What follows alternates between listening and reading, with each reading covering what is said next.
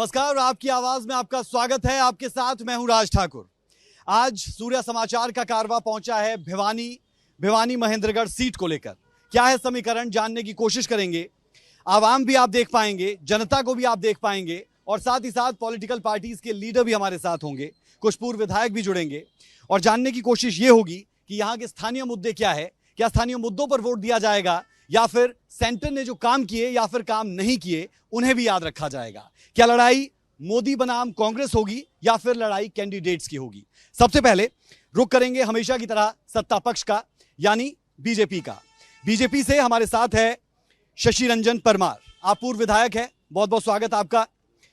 हमारे साथ कांग्रेस की तरफ से शिव शंकर भारद्वाज जी है, आपका भी बहुत बहुत स्वागत है। जेजेपी की तरफ से हमारे साथ जोगेंद्र बागनवाला जी है, जिला अध्यक्ष है आप, बहुत बहुत स्वागत है आपका भी।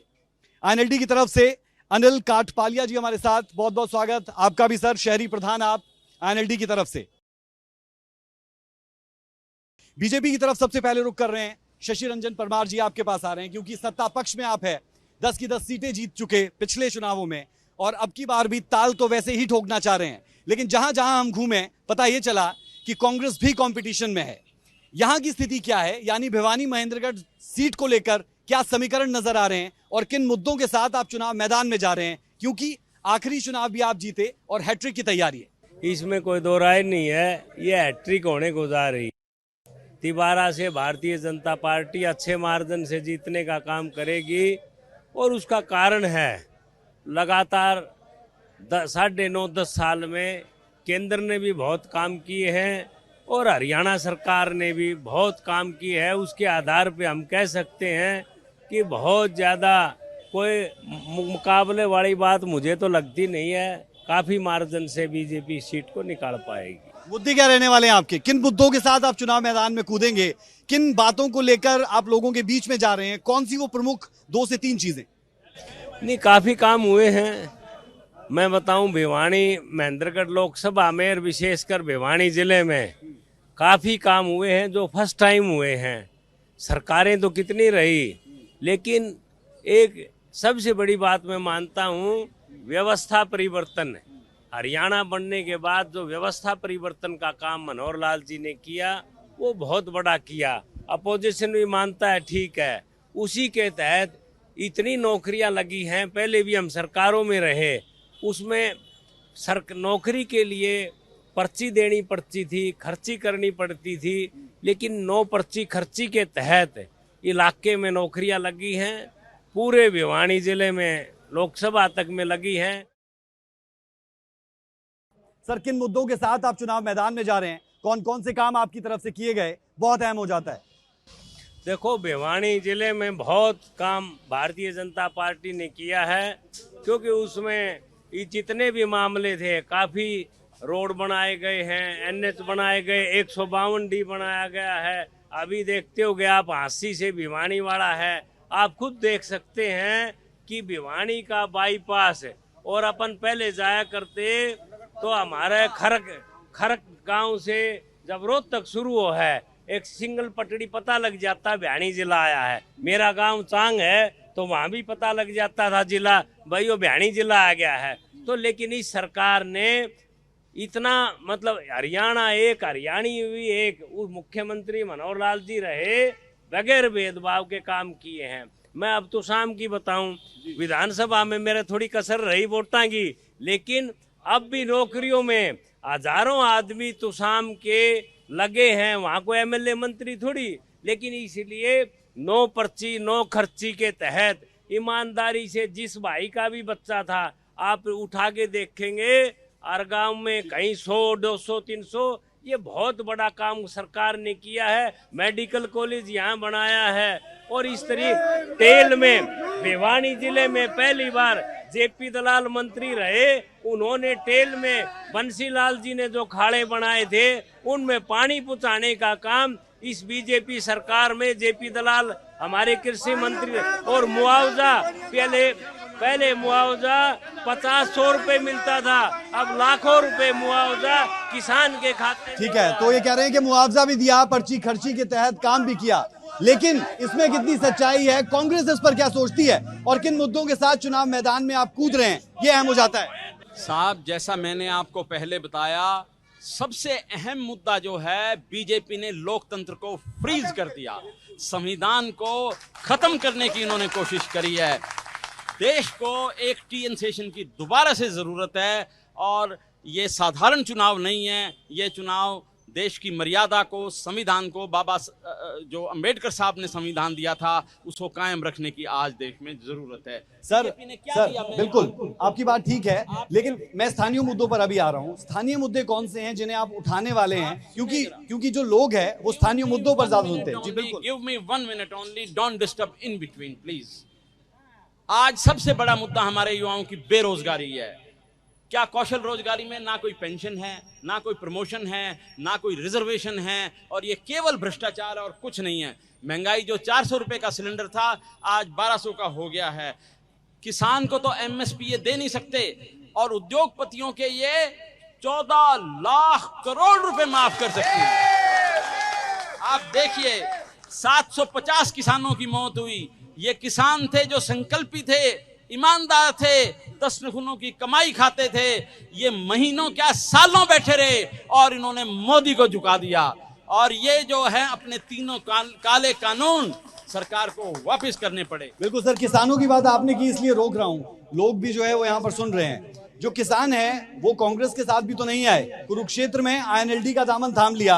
गुरनाम चढ़ूनी सीधे तौर पर कह रहे हैं कि हम आईएनएलडी के साथ जाएंगे, उन्हें सपोर्ट करेंगे। कोई किसी के साथ जाए, ये मुद्दा ये है कि किसानों के काले कानून वापस करने की जरूरत क्यों पड़ी? क्यों ये कॉर्पोरेट सेक्टर में ये किसानों की जमीन तक को कब्जा करने चाहते थे?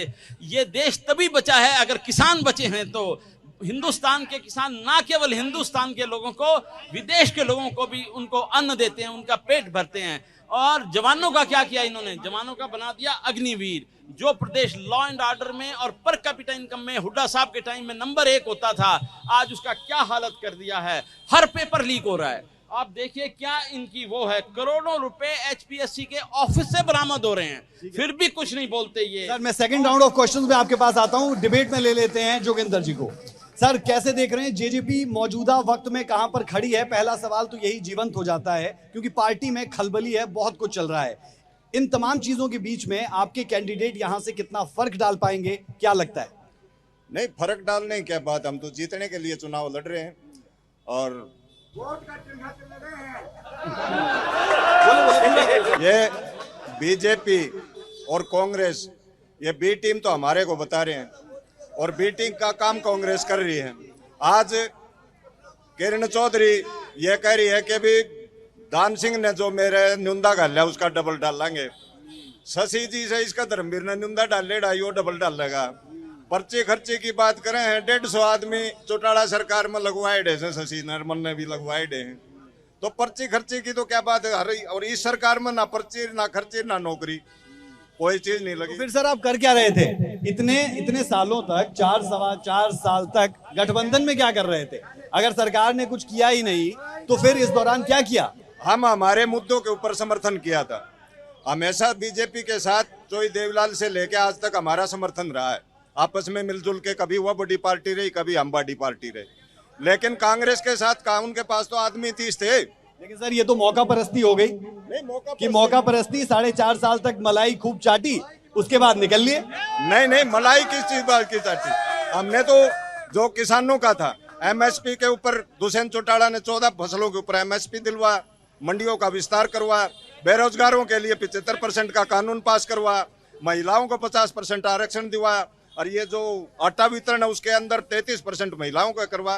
तो सरकार में साथ थे तो काम करवाई, मलाई कहाँ खाई? मलाई तो हमारे। अनिल जी के पास जा रहा हूं, लेकिन वापस जब आऊंगा तो जनता का सवाल पूछूंगा, और वो ये कि अब तो आप कांग्रेस के साथ जाने को भी तैयार दिखते हैं, भले ही कुछ महीने सत्ता के बचे हैं। अनिल जी, आईएनएलडी कहां पर खड़ी है इन चुनावों में? कितने वोट आप ले पाएंगे? कहीं आप भी बस वोट काटने के लिए तो नहीं? इंडियन नेशनल लोकदल ने हमेशा जनता का सम्मान किया है, और ये जो मेरे 3 साथी जो खड़े हैं, ये तीनों उस लूट की दुकान में शामिल थे। आज इनको इस बात को अपने गिरेबान में झांकना चाहिए। ये भिवानी की विकास की बात करते हैं, ये गंगा बहाने की बात करते हैं। ये शशि जी कह रहे थे कि हमने विकास करवाया, ये जरा दिखाने का काम करें। ये भिवानी में सारे में खड्डे हैं। ये किसान की बात करते हैं। अगर चौधरी अभय सिंह चौटाला जी ने इस्तीफा नहीं दिया होता तो किसान जिस तरह से तंग और हताश था, ये लोग तो एसीओ में बैठे थे। इनको तो अपने गिरेबान में झांकना चाहिए। जिसके नाम से वोट लिए उन्हें भी धोखा देने का काम किया, और जिस पार्टी में रहते हैं उसी की थाली में छेद करते हैं और 6 महीने में पार्टी बदल लेते हैं। ये भिवानी के विकास के नहीं, ये खुद के विकास के लिए हर 6 महीने पार्टी बदलते हैं। और मैं दावा करता हूं कि अगर इन्होंने कोई विकास किसी समय करवाया हो तो ये बताएं। इनका जो मुख्यमंत्री हरियाणवी एक का नारा दे रहे थे, अभी हरियाणा एक और हरियाणवी एक में मुख्यमंत्री से पूछना चाहता हूं कि हरियाणा प्रदेश के 5 जिलों में तो आटा बढ़ता है, क्योंकि इनके चहेतों की आटा मिल है तो आटा बढ़ता है, और जो इस तरफ कोई संभालने वाला नहीं, वहां 2.5 किलो बाजरा 2.5 किलो गेहूं बढ़ती है। ठीक है। जहां आप इनको कह रहे थे शशि रंजन परमार जी को कि आप भाजपा के विधायक हैं, ये जितने भी हैं ये इंडियन नेशनल लोकदल से विधायक बने हैं, एक शंकर भारद्वाज जी को छोड़कर। और शंकर भारद्वाज जी अब जल्द ही अपनी इस पार्टी को छोड़ के भी किसी अगली में जाएंगे, क्योंकि चाहे जनता से पूछ लो, कोई विश्वास नहीं करता। अगर कोई विकास की बात है तो हमने की है। एक मिनट सर ठीक है सर, सवाल सुनिए। एक सेकंड दूंगा सिर्फ। अरे भाई जी सुनो, ये भाई कह रहा गुंडागर्दी करी, हमने सबका सम्मान किया। हमने राजपूत के दो एमएलए बनाए, हमने पंजाबी समाज को चेयरमैन नहीं दी, हमने प्रजापत समाज सर बहुत कुछ किया, लेकिन बात गुजरे जमाने की हो चुकी है। अनिल जी सुनना पड़ेगा, अगर डिबेट करनी है तो सुनना पड़ेगा। बात गुजरे जमाने की हो चुकी है कि एनएलडी कभी सत्ता में थी, लेकिन जब सत्ता में थी तो आप भी बीजेपी के बगल में थे। इस बात को तो मानेंगे कि बीजेपी के साथ गठबंधन तो आपका भी था, और अभी आप भी लोकसभा चुनावों में कांग्रेस के साथ गठबंधन नहीं कर पाए, वरना शायद आपने भी गलबैयां डाली होती। गलबैयां जरूर डाली होती। जब भी हमने किसी के साथ समर्थन किया तो हमने अपने तरीके से चलाई, और हमने उस तरीके को किसान के लिए, चाहे किसान के ट्रैक्टर पे टैक्स लगने की बात थी तो इंडियन नेशनल लोकदल का एमपी उसे बचाने के लिए गया था। इन लोगों की तरह नहीं कि जब दाव पड़ती है जब भाग लेते हैं। ठीक है, बात भागने की भी हो रही है, और भागने की बात को लेकर एनएलडी बीजेपी पर भी हमलावर है। सर मैं आपसे अब जानना और समझना ये चाह रहा हूँ कि बहुत से मुद्दे हैं, बात घोटालों की भी हो रही है कि बीजेपी ने घोटाले किए। यहाँ पर अगर बात करेंगे एमसी की तो उसे लेकर भी नाराजगी नजर आती है। वहां पर किस तरीके का माहौल चल रहा है, किस तरीके का व्यवहार है, और उन चीजों को दुरुस्त करने के लिए आप क्या कर रहे हैं, क्योंकि जनता उसे लेकर त्रस्त दिखती है। देखो बात ये है, ये मुख्यमंत्री जी के बारे में अपोजिशन भी मानता है, भाई मनोहर लाल जी एक संत के रूप में रहे हैं। ऐसा सीएम हरियाणा में पहली बार होगा जिसने अपनी कुर्सी को छोड़ के और बाद में नायब सैनी जी मुख्यमंत्री बने। लेकिन जब चंडीगढ़ से चले 2 कुर्ते पजामे लेकर मुख्यमंत्री मनोहर लाल जी चंडीगढ़ कोठी को छोड़ के चले, और वहां करनाल आए तो भी किराए के मकान लेके रहे। ये पहला मौका होगा इतने लंबे समय कोई मुख्यमंत्री रह जाए, 10 साल रह जाए, और आखिरी में भी उसके पास 2 किले थे, वो उन्होंने पंचायत को डोनेट किए, और मकान था वो गांव में अपनी लाइब्रेरी को दिया। ये साक्षात बीजेपी में चाहे मोदी है चाहे योगी है। आप कह रहे हैं सेल्फलेस है मनोहर लाल, अपने लिए नहीं लोगों के लिए। वो संत है, लोगों के लिए काम किए हैं, इसलिए आज अपोजिशन भी विधानसभा में एक आरोप मनोहर लाल पे नहीं लगा पाया, और इस बात को आम आदमी मानता है कि ये वास्तव में ईमानदार सरकार रही है और उसने रिजल्ट देने का। लेकिन लोगों को सुन लीजिए, लोग आसपास के कह रहे हैं कि बीजेपी का सुपड़ा साफ है। कितना इत्तेफाक रख रहे हैं? वो जहाँ तक बात है वो आपके सामने रिजल्ट आ जाएगा जब आप देखेंगे। तिबारा से मोदी जी 400 पार जाएंगे, और हरियाणा में भी सारी की सारे कमल का फूल खिलने का काम करेगा। मुझे कहने की जरूरत नहीं, वो रिजल्ट दिखाई देगा। और भिवानी जो आरोप लगा रहे हैं, यहाँ हमारा प्रत्याशी भाई धर्मवीर जी रिकॉर्ड तोड़ वोटों से आप देखेंगे वो किस्मत का धनी है, और वो तिबारा से फिर लोकसभा में। चलिए मैं कांग्रेस की तरफ रुख कर रहा हूँ और बात थोड़ा सा लोकल कर लेते हैं कि तोशाम की स्थिति क्या है। तोशाम की स्थिति क्या है? क्या श्रुति चौधरी, किरण चौधरी कांग्रेस को सपोर्ट कर भी रही हैं या नहीं कर रही है? क्योंकि चर्चा आम दुकानों पर, चाय की दुकान पर 4 लोग जब बैठते हैं, पत्ते खेल रहे हैं, वहां पर बात ये होती है कि किरण चौधरी ही, या फिर कहें कि जो पिछली बार आपके उम्मीदवार थे वही आपके कैंडिडेट को ना हरा दें। देखिए, आपने भी देखा होगा किरण चौधरी ने एक तो शाम में दफ्तर खोला है और दान सिंह जी को साथ लेके वहाँ पे सारा घुमाया है, और जितने भी वो वोट हैं वो सारे के सारे कांग्रेस को पड़ेंगे। मैं स्थानीय मुद्दों पे जरूर आना चाहूँगा। चुप रह जा थोड़ी देर। जो मैं स्थानीय मुद्दों पे आऊँगा, आप देखेंगे कि यहाँ पे जो गवर्नमेंट कॉलेज फॉर वुमेन हमने बनवाया, अनिल कटपालिया जी कह रहे थे रेलवे ओवर ब्रिज इनके इलाके में मैंने बनवाया, इनके इलाके में सीवरेज नहीं थी, वहां पे सीवरेज मैंने डलवाया, सड़कें नहीं थी, सावित्री जिंदल तब हमारी पार्टी में थी, उनको लेके गया और वहां पे मैंने उन्हीं से पूछ लेते हैं। अनिल जी की तरफ ही रुक कर लेता हूं, जिन पर आप क्लेम कर रहे हैं कि बहुत काम किए गए और उसके लिए आप इन्हीं की बात कर रहे हैं, तो अनिल जी से सवाल क्यों ना हो? सावित्री जिंदल जी जब मंत्री थी एक भी काम नहीं हुआ। इन्होंने पुल बनवाया, 32,000 लोगों को भिवानी से बाहर का रास्ता दिखाया, नीचे से रास्ता बंद कर दिया और गरीब आदमी शहर में ही नहीं आ सकता। उन 32,000 आदमियों को शहर से कट करने का काम किया इन्होंने। तो सर ये तो आपने सुन लिया कि जिनके कंधे पर बंदूक रखकर आप चलाना चाह रहे थे, उन्होंने बड़े अच्छे तरीके से वेल डिफेंड। लोगों से पूछो, ये इससे मत पूछो सर। आप ही ने कहा कि अनिल जी से पूछे, तो मैं चला गया। पुल बना ना, इन्होंने हाँ भरी ना, पुल बना, वहाँ सीवरेज डला, वहाँ सड़कें बनी, इन्होंने माना ना इस बात को। देखिए विकास के इनकार कर रहे हैं सर, इनकार कर रहे हैं सर, इनकार कर रहे हैं जनता सर। से पूछे, कुछ भी कहेंगे, ये तो ही इज बायस्ड। और मैं वैसे भी पर्सनल बात पे नहीं जाना चाहता। भिवानी में या तो काम चौधरी बंसीलाल के समय हुए हैं, और उसके बाद अगर कभी हुए हैं तो भूपेंद्र सिंह हुड्डा के 10 साल में हुए हैं। इसके अलावा कोई भी ऐसा मुख्यमंत्री यहाँ नहीं है जिन्होंने भिवानी पे कभी फोकस किया हो। ठीक है, भूपेंद्र सिंह हुड्डा की बात आपने की और जेजेपी की तरफ में बढ़ गया, तो जहां पर छोड़ा था वहीं से शुरू कर रहा हूं जेजेपी के लिए कि मौजूदा वक्त की स्थिति आपको क्या नजर आती है और आगे किस तरीके से पार्टी बढ़ेगी, क्योंकि आपके तो प्रदेशाध्यक्ष भी छोड़ गए और कुछ ऐसे लोग थे जो करीबी थे वो भी छोड़कर चले गए। इन तमाम चीजों से उभरेंगे कैसे? हालांकि उभरना आपको आता है, इस बात का भी जिक्र कर देता हूं। चौधरी देवीलाल के सेनापति कभी बैरकों में नहीं बैठते, और चुनाव का जब टाइम आता है तो नेता लोग अवसरवादिता होती है उसमें इधर उधर जाते रहते हैं सभी पार्टी। बहुत खूबसूरत बात है, बहुत खूबसूरत बात हुड्डा साहब की कही आपने। जब हुड्डा साहब का यहाँ शासन रहा 10 साल, पूरा भिवानी जिले में एक पत्थर हुड्डा साहब के विकास का दिखा दो कहीं, पूरे भिवानी जिले में। दूसरा बागनवाला जी, आप अपने गांव जाते हैं। दूसरा जो ही कलानौर से निकलते थे, खरक के कलानौर जो रास्ता है, तो आप सबको पता वहाँ क्या हालत होती थी। और आज भिवानी जिले के चौधरी बंसीलाल को हम शान मानते हैं, हम विरोधी हैं उनके, कोई बड़ी बात, ये अलग बात है, लेकिन आज उस परिवार का खात्मा हुड्डा ने किया। आज इनकी स्थिति ये है कि साफ से सुंदरवाड़ी खाऊं तो कोड निकले, छोड़ूं तो छतरापन घटे। आज परिस्थिति आपके पास आ रहा हूं। हरियाणवी एक की बात करी उनने।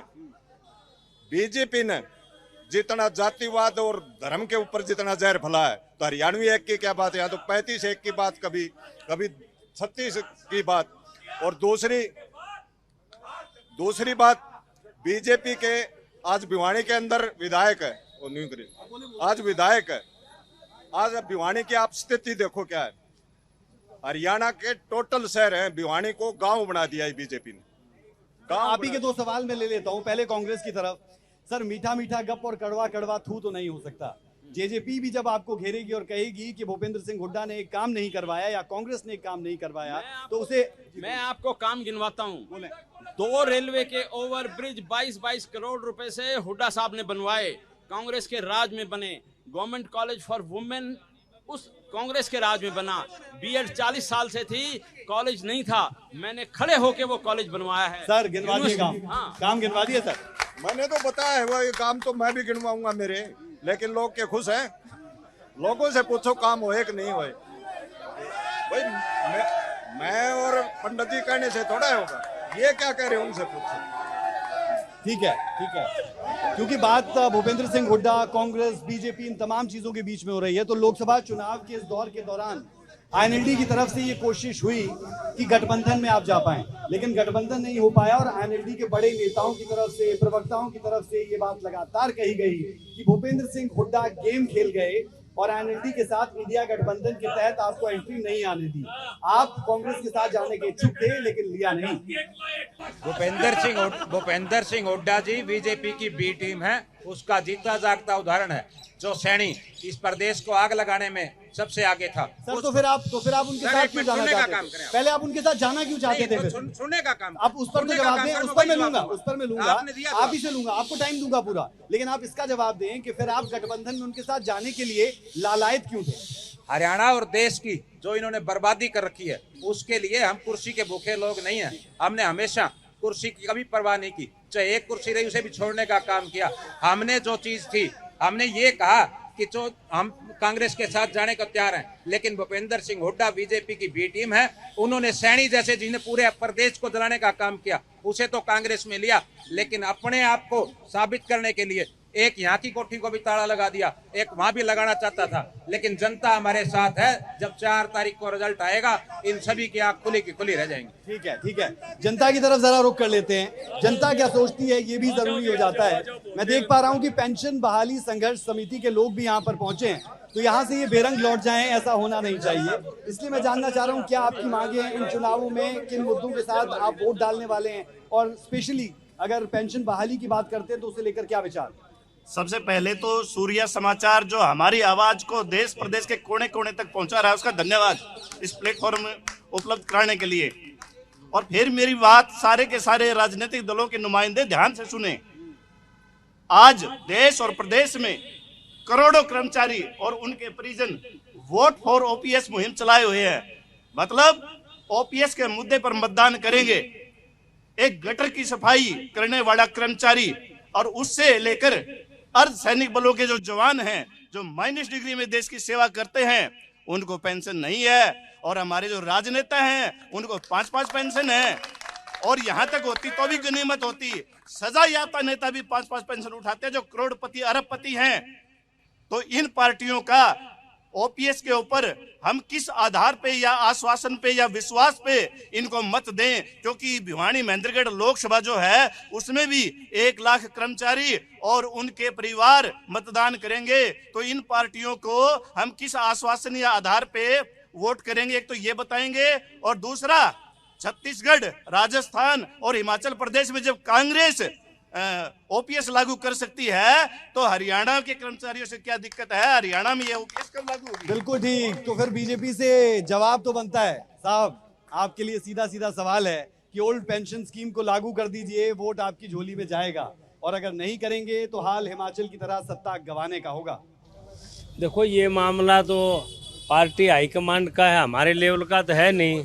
ये ठीक है, इनकी बातें हैं और ये पार्टी हाईकमांड ने ही देखना होता है कि हायर अथॉरिटी का। देखिए जितने भी लोग यहाँ पर है जवाब सुन लेते हैं और इस बात की भी तारीफ करें कि अगर नेता सीधे तौर पर कह रहे हैं कि उनके हाथ की चीज नहीं है, झूठे वादे आपको नहीं कर रहे, सुन लेते हैं। देखो मेरा तो इसमें हमारे वास्ते का ये मेरे लेवल की बात नहीं है। ये अच्छी बात है जो अब भावना आई है। हम भी पार्टी हाईकमांड से बात करेंगे।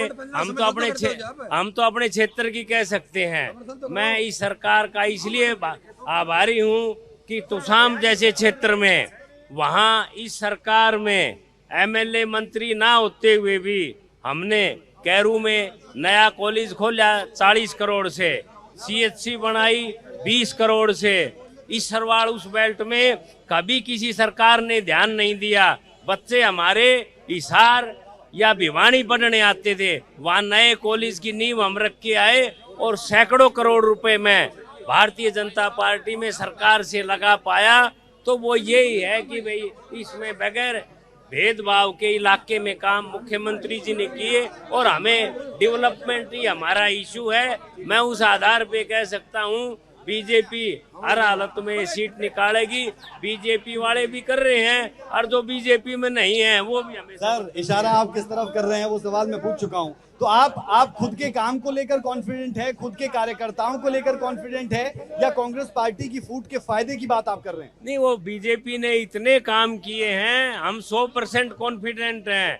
केंद्र में भी सरकार बनेगी, हरियाणा में भी बनेगी। और ये फूटाड़े भाई जो हमारे भी गड़बड़ रही, बड़ी कलम के चक्कर में कह करते बड़ी कलम ले आएंगे, भिवानी जिले का विकास होगा। छोटड़ी में रोड़ा पड़ रहा है, उससे मुझे भी नुकसान हुआ, लेकिन अब वो बड़ी कलम छोटी कलम रल मिलकर सारे बीजेपी के ढोल में वोट जाएंगे और उससे विजय मिलेंगे। चलिए, विजय की बात ये कर रहे हैं, कंपटीशन में तो आप है, जैसा आपने कहा भी, तो उस कंपटीशन को जो ये बैनर यहाँ पर हम लगातार देख पा रहे हैं ओल्ड पेंशन स्कीम को लेकर, उस पर आप बोलना भी चाहेंगे, बोलें जरा। Old pension scheme Congress party के मैनिफेस्टो में है और हुड्डा साहब ने हुड्डा साहब ने ये किया हुआ है कि जैसे ही सरकार बनेगी ओल्ड पेंशन स्कीम को लागू किया जाएगा और उसका जीता जागता उदाहरण है हिमाचल में मिल रही है और छत्तीसगढ़ में मिल रही है, राजस्थान में मिल रही है और 500 रुपए का सिलेंडर राजस्थान में और हिमाचल प्रदेश में कांग्रेस ने ही दिया है। और बीजेपी ने क्या किया, नौकरियां जो डी ग्रुप की थी वो तो यहाँ के लोगों को दे दी, जो ऊपर की नौकरियां थी वो गुजरातियों को और बाहर के लोगों को दी। ऐसा कभी नहीं हुआ था, ये पहली बार इस बार हुआ है इनके 10 साल के राज में बीजेपी के में कि बाहर के लोग आए और नौकरियां ले जाएं। हरियाणा के लोग कहाँ जाएंगे, ये सोचने की बात है। तो आप जेजेपी के उस घोषणा पत्र के वादे और उस पर काम करने की कोशिश भी की कि 75% आरक्षण युवाओं को, उससे इत्तेफाक रखते हैं? मतलब देखो, मैं दुष्यंत जी ने कोशिश की, I have good love for him, he tried his best. उन्होंने कहा भी कि 5100 रुपए हम करेंगे, उन्होंने कोशिश भी की, लेकिन बीजेपी वालों ने करने ही नहीं दिया उनको। तो आपके घोषणा पत्र में भी डाल दीजिए, आपके घोषणा पत्र में भी ये दोनों चीजें डाल दीजिए कि 75% आरक्षण भी होगा, 5100 पेंशन भी होगी। हमने बहुत सी चीजें डाली हुई हैं, नारी के साथ न्याय, युवाओं के साथ न्याय, किसान के साथ न्याय। हमने जो वायदे करे हैं, कांग्रेस की गारंटी सच्ची गारंटी है, मोदी की गारंटी फेल गारंटी है। और जब प्रजातंत्र को ही फ्रीज कर दिया तो बाकी ये क्या करेंगे, आप अपने आप सोचिए, जनता सोचेगी। और आप देखेंगे कि हमारे जो प्रत्याशी हैं राव दान सिंह, वो ना केवल जीतेंगे, एक अच्छे मार्जिन से जीतेंगे। चलिए ठीक है, उम्मीद कर रहे हैं कि बड़े मार्जिन से जीतेंगे। जेजेपी की तरफ मैं रुख कर रहा हूं। सर, आप पर तो सीधा आरोप ये है, जनता ने भी कहा और चर्चाएं भी आम, कि वोट काटने की राजनीति हो रही है। क्या किसी तरीके से इत्तेफाक आप इस बात से रख रहे हैं, या कोरी बकवास कह लें या फिर गलत प्रचार कह लें? हमने पूरे हरियाणा प्रदेश के अंदर 10 के 10 उम्मीदवार खड़े करे हैं और आज बीजेपी और कांग्रेस के नासों में धुआं दे रखा है हमने। और ज्यादा तो मेरे दोनों बड़े भाई, मेरे से ज्यादा तो दोनों पार्टियों का अजमाइन का अच्छा है। पूर्व विधायक भी है दोनों के दोनों, जानते हैं कि क्या काम होंगे। हाँ, दूसरी बात, नगर पालिका का जो आपका 200 करोड़ का मान साहब ये ले रहे हैं, चर्चा कर रहे थे, उसमें हम सत्ता पक्ष के साथ होते हुए भी हमने विपक्ष की भूमिका निभाई थी, सारे भाई बैठे। दूसरी बात जो पेंशन 5100 पेंशन की बात है, हमारा जो समर्थन है वो भाजपा से जो दूरी हुई और सरकार से बाहर हुई, ये 5100 पेंशन के ऊपर हुआ था। आपको एक बात और बता देता हूँ, हिंदुस्तान के अंदर अगर कोई पेंशन 100 के बजाय चाहे 5000 कर दो, लेकिन कहेंगे चोई देवीलाल ने किया है। आज ट्रैक्टर के टैक्स की माफ की अगर कोई बात आएगी, कोई पार्टी करो, लेकिन सबसे पहले दुष्यंत याद आएगा।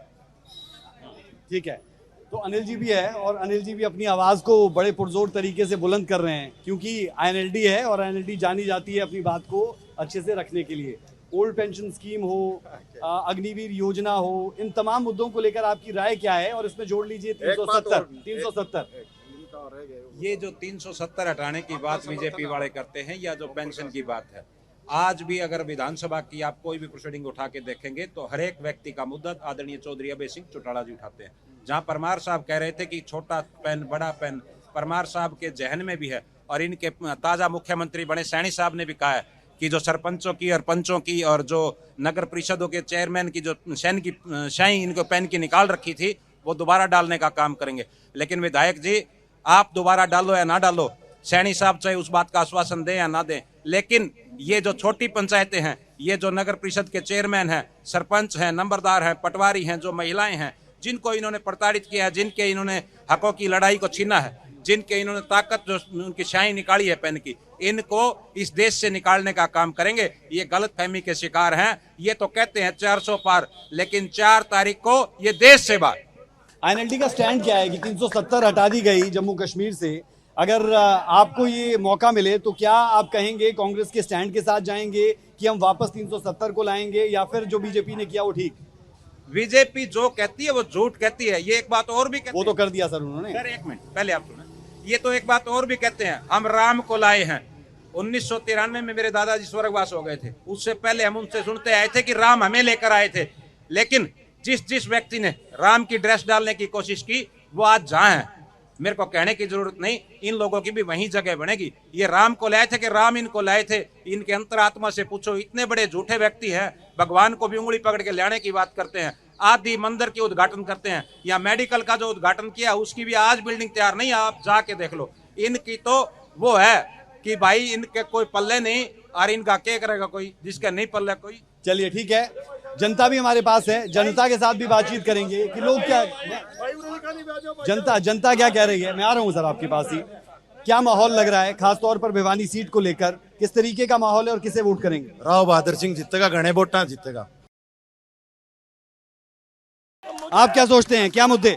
मैं बीजेपी के जो कैंडिडेट हैं उनसे बात करना चाहता हूं कि जो ओपीएस के बारे में जब चर्चा आई तो इन्होंने कहा कि मैं सक्षम नहीं हूं, इसमें मैं पूर्ण रूप से सक्षम नहीं हूं लागू करने में। तो मैं ये पूछना चाहता हूं कि जब एक नेता 5-5, 6-6 पेंशन ले सकता है तो एक कर्मचारी के लिए पेंशन जब आती है, पेंशन का नाम आता है, तो वो देश पर बोझ कैसे हो जाती है? बिल्कुल, ये एक जीवंत मुद्दा कि विधायक, और हमारे साथ तो 2 पूर्व विधायक भी है, कि जब विधायकों की पेंशन हो सकती है तो फिर लोगों की पेंशन क्यों छीनी जाए? आप बताएं क्या मुद्दे हैं? युवा लग रहे हैं। अग्निवीर योजना देश के लिए, नौजवानों के लिए सबसे खतरनाक है, लेकिन राजनेताओं के लिए हरियाणा में और देश में बहुत अच्छी है। 4.5 साल में एक का तो रिजल्ट आ गया, 10 साल में एक का और आ जाएगा। कांग्रेस पार्टी जो इंडिया गठबंधन का उम्मीदवार है राव दान सिंह जी, उनको सपोर्ट करेंगे नौजवान बच्चे इस बार, और उन्हें बहुत अच्छी तरह से जिताएंगे। ठीक है, बहुत से सवाल है और इन सवालों के बीच बीजेपी से जवाब लेना तो बनता है। सर बहुत से सवाल आपसे हुए, और ज्यादातर सवाल आप ही से हुए, क्योंकि सत्ता में आप, सेंटर में आप, प्रदेश में आप। बारे में इतनी बातें आई हैं, इसमें कोई दो राय नहीं। देखो, इस देश के प्रधानमंत्री मोदी जी ने देश का गौरव बढ़ाने का काम किया है। ये पहला मौका है, 500 सालों के अंदर ये राम मंदिर बना है। ये कोई छोटी बात नहीं है, सुप्रीम कोर्ट में भी ये देश का गौरव है। 370-35 ये धारा ऐसी थी, देश आजाद होने के बाद पहली बार एक देश 2 संविधान 2 विधान। जम्मू कश्मीर में आप जाओ, वहाँ का प्रधानमंत्री भी अलग, झंडा भी अलग, और वो फौजी भाई जानते हैं इतना पथराव होता था, लेकिन उसके बाद ये वहाँ पर इतनी अमन और शांति आई है। सबसे रिकॉर्ड की बात है, 200 देशों में भारत आखिरी नंबर पे था, आज अर्थव्यवस्था में 5वें नंबर पे है, और अगली बार केंद्र में सरकार बनेगी, भारत की अर्थव्यवस्था 3रे नंबर पे आएगी। बहुत बड़ा गौरव मोदी जी ने। आप एक बात है, चौधरी बनते हैं, लेकिन आप देखें तो मैं एक सवाल इसमें ऐड कर दे रहा हूँ बस, कि अगर इतना कुछ है तो फिर लोगों की इतनी नाराजगी क्यों है? ये लोगों की नाराजगी क्यों है, उस पर जवाब दें। देखो, पार्टी का काम है, सरकार का काम है, जितने ज्यादा हो सकते हैं काम सरकार ने किए हैं, और इस देश का गौरव बढ़ाने का काम ऊपर मोदी जी ने भी किया, मनोहर लाल जी ने भी किया। आप ये देखें, घर में झगड़ा हो जाए तो वो झगड़े को आपस में सुलझाना मुश्किल हो जाए। 2 देशों में, यूक्रेन और रूस में युद्ध हो रहा, और 30-40 हजार बच्चे फंस रहे। उसमें मोदी जी ने रूस को फोन किया, राष्ट्रपति को, यूक्रेन को फोन किया, युद्ध रुका, और 40 हजार बच्चे आए, और उसमें पाकिस्तान बांग्लादेश वाले बोले जी भारत का झंडा लगा के आए, तो वहाँ भी भारत का गौरव बीजेपी ने, मोदी ने बढ़ाने का काम किया है। और भिवानी की जहाँ तक बात है, वो रिजल्ट आ जाएगा, दिख जाएगा। चलिए, रिजल्ट की बात बहुत ज्यादा कर रहे हैं, लगातार रिजल्ट की बात बीजेपी की तरफ से पूर्व विधायक जी कर रहे हैं। सर, ये कैसे मेरा सवाल है सर, मेरा सवाल सुने।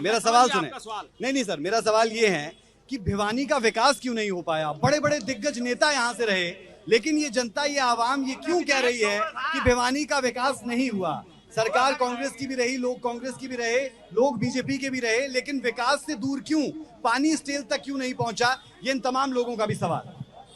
भिवानी का विकास जैसे मैंने बताया, या तो चौधरी बंसीलाल ने किया, या 10 साल जब हुड्डा साहब के थे कांग्रेस के राज में हुआ, ये लोग तो कैसे विकास करना चाहते हैं। आपने चंडीगढ़ मेयर का देखा चुनाव, ये मैं मोदी जी से और सारी बीजेपी से ये पूछना चाहता हूं, क्या इसी तरह के चुनाव करवाना चाहते हैं? अगर ये, तो मैं धन्यवाद करता हूं सुप्रीम कोर्ट का कि ये रोक दिया, और वो तो चाहते कि दोबारा चुनाव चलाएं। हॉर्स ट्रेडिंग की, कुछ खरीद लिया उनको, जो भी वहां के वो थे एमसी। आप ये देखिए, अगर सुप्रीम कोर्ट नहीं होता तो ये इस तरह के चुनाव कराना चाहते थे। बीजेपी से मांगिए, आप मोदी जी से मांगिए कि क्या कमेंट्स हैं उन पे। और जो लोग, इनके पास कैंडिडेट ही नहीं है, जिनको पहले कोयला चोर बताते हैं, बाद में उनको कोहिनूर बना देते हैं। देखिए क्या क्या क्या है इनके पास, और इनकी टोटल झूठ, सब कुछ फेल, गारंटी फेल। भिवानी के समीकरण को भी समझा दें, यहाँ के मुद्दों को भी समझा दें, और राजनेताओं के वादे दावे जो अमूमन होते हैं लेकिन पूरे होते होते वक्त निकल जाता है। देखिए, एक बात मैं कहता हूँ, 10 साल से डबल इंजन की सरकार है। 80% लोग भिवानी के गंदा पानी पीने के लिए मजबूर है, पानी शुद्ध नहीं दे सकते। तंज हो गया 80%। और 70% लोगों का सीवरेज खराब है, रोजाना सीवरेज ओवरफ्लो रहता है, इन्हें कोई परवाह नहीं है। 10 साल से भिवानी में कोई कारखाना नहीं लगाया, नहीं। जो कारखाने ऑलरेडी थे वो बंद हो गए हैं, और आज हजारों युवाओं की जो है यहाँ यात्रा निकली है, जो इन्होंने सीईटी और टीजीटी के लिए जो एग्जाम दिए थे वो इन्होंने लगाए नहीं। जेजेपी के प्रवक्ता भी हमारे साथ लगातार बने हुए हैं। वक्त में आपको कुछ कम दे पाया, इसके लिए माफी, क्योंकि आपको पता है कि बीजेपी से बहुत सवाल हो रहे हैं। बीजेपी वालों के साथ आप भी रहे और उनके साथ काम करते हुए नजर आए, लेकिन जनता का जो माहौल और मूड है, कहीं आपके लिए वो बैकफायर तो नहीं कर जाएगा, क्योंकि 4.5 साल तो आप भी साथ थे। देखो, बीजेपी के साथ जाने का नुकसान तो हुआ, इसको तो मैं सरेआम अडॉप्ट करूंगा, लेकिन हमने हमारा जो उनके साथ साझा कार्यक्रम था उसमें दुष्यंत ने अपने लगभग 90% कार्य करवाने की कोशिश की, और बाकी बात भिवानी पे आए, गंदगी का ढेर है, पार्कों के अंदर पशु चल रहे हैं, पानी की व्यवस्था नहीं है, सीवरेज ठप है। तो 10 साल एमएलए बना हो तो सुत्या रहा, 10 साल तक एमएलए था वो तो सोया हुआ था। तो शशि रंजन जी से अरदास करेंगे, जितने कुछ दिन बचे इतने कम से कम भिवानी का तो काम करवाओ। ठीक है अनिल जी, किस तरीके का माहौल दिख रहा है, और आईएनएलडी के लिए जब आप गांव में जा रहे हैं, लोगों के बीच में जा रहे हैं, जो वोट परसेंटेज आपका कटा था जेजेपी को जो चला गया था, क्या वो वापस आईएनएलडी को आ रहा है, या फिर जो आपके मित्र यहाँ पर है बीजेपी और कांग्रेस से, उनमें बढ़ जाएगा? ये जेजेपी वाले तो हताश हैं और निराश हैं। इनका कैंडिडेट तो ये कहता है कि मेरे को भी इनेलो ने खड़ा कर रखा है। ये तो जेजेपी वाले बीजेपी के साथ रह के इतने झूठे हैं जिसका कोई हिसाब नहीं। आप कह रहे थे अभी कि इनको 1 बार जिताया, 2 बार जिताया, तो क्यों? आपको आपकी जानकारी के लिए बता दूं कि एमपी तो पेट्रोल की गाड़ी है और एमएलए जो है वो डीजल की गाड़ी है। और ये आज चर्चा है इस बात की कि मैं इनसे पूछता हूं कई बार, भाई बीजेपी वालों को बुलाते भी हो और कहते हो वोट नहीं देंगे। बोला भाई काट पा लिया, जब हम अपनी नई गाड़ी लाके 15 साल के बाद नहीं चलती तो बाहर नहीं फेंकते, उसको अंदर रखते हैं, लेकिन उसको साथ बाजार नहीं ले जाते। तो इनको इस बार अंदर पैक करेंगे, बाहर नहीं। इनको पहले बता देता हूं कि आज भी ये असर है कि उनको हराने वाले, जिसको तुशाम से विधायक बनना चाहिए था, उनको हराने वालों ने आज भिवानी की दुर्दशा जो है उसका जवाब तो खुद देना चाहिए, और शशि रंजन परमार जी को भेजा है। मैं तो शशि रंजन परमार जी से कहूंगा कि इन जो कपड़े के पीछे जो आपके साथ खेल हो रहा है, आप अब तो समझें, आप उम्र दराज हैं, उसके बावजूद भी कोई आपको तुशाम से हरा देता है, कोई इस तरह के जो खड्डे खुदे हुए हैं उसको भरने के लिए भी आपको भेजते हैं। उम्र दराज भी है और अनुभवी भी है, और इसीलिए तमाम बातों का जवाब भी बड़ी शालीनता और बड़ी बारीकी से दे रहे हैं। तो सर, आपने सुन भी लिया, माहौल को देख भी लिया। 2 चीजें इस वक्त बहुत ज्यादा चल रही है। पहली चीज साइलेंट वोटर, और दूसरी चीज जाट और नॉन जाट, इन दोनों पर जवाब।